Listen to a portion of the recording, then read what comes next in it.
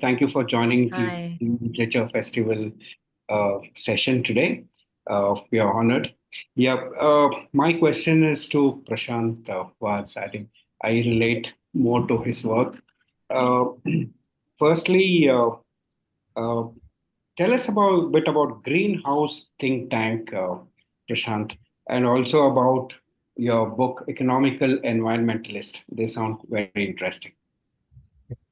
Well, the Greenhouse think tank, it's a small UK-based think tank, which is really trying to help the Green Party in the UK formulate economic policies, welfare policies. So I've written a few papers about how more money could be shoved from the West into the southern countries. We tend to work quite closely with Green Party politicians, and the Green Party's done rather well recently, so that's why we're on a bit of a roll, and I'm a director of that particular think tank. Your second question was about the Economical Environmentalist.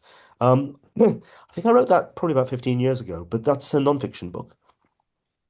It's really across 8 or 9 chapters talking about my efforts to reduce my greenhouse gas emissions by 60%, which was then it was the target of the UK to reduce emissions by that much.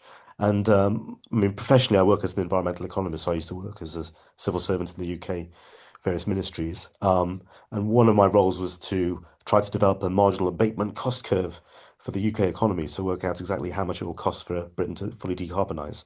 So I tried to apply the same kind of discipline to my own kind of life. So there'd be chapters on food, how to reduce the greenhouse gas emissions from consuming less beef, going to a more vegetarian diet, those kind of things. Another on travel, where, spoiler alert, fly less and drive a small car or bicycle.